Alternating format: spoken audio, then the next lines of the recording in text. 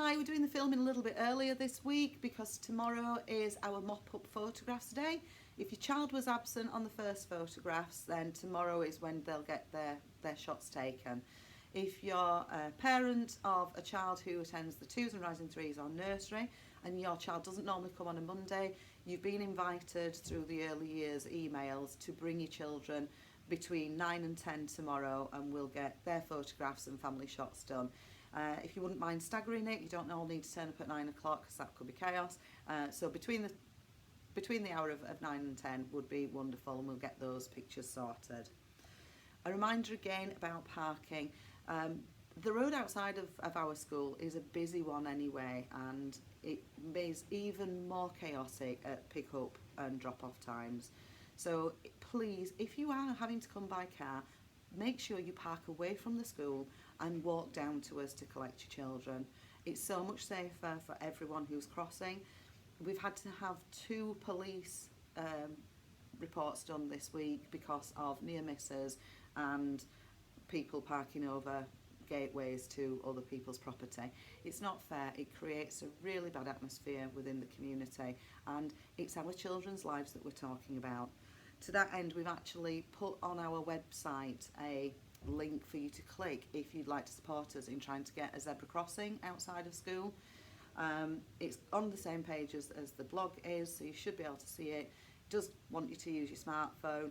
It also asks you to make a £2 donation to something which I'm not quite sure about. Please click no to that. It will still add your name to the petition, and hopefully we might be able to get a safer crossing for the children at some point. When you do collect your children, can we ask that if you're collecting from the classes at the top of school, if you can make use of the playground so that the staff can actually see you. It's creating a little bit of bottleneck for those top classes, so if you stand back, the teachers will be able to see you more clearly. Also, when you've picked children up, if you can leave the site promptly. We do have after-school activities and flyers that are on every night, and we need to make sure that everybody is off-site before they can come out. A reminder as well that if your child is in year 4, 5 or 6, these are the only age groups that we allow to walk home if parents have given that permission to them. So with that in mind, if your child is going to be walking home on their own or to grandparents, and you want them to have a mobile phone, they do have to apply for that through the mobile phone contract. All you do is just get your child to pick one up from the office, complete it, return it, and when you get the slip back to say it's acceptable, they'll be able to bring their mobile phone into school. All of the children below those ages should be collected by an adult. Next Thursday, we are changing slightly our lunch menu to incorporate the date that Phileas Fogg started off on his adventure around the world in 80 days, as depicted by the book that was written by Jules Verne. It links our 2 favourite things for this half term, which is literature and history. So we are going to encourage the children on that day, especially if they are Key Stage 1 or reception, to have one of our meals. We will be offering burgers as a red meal for his time in America.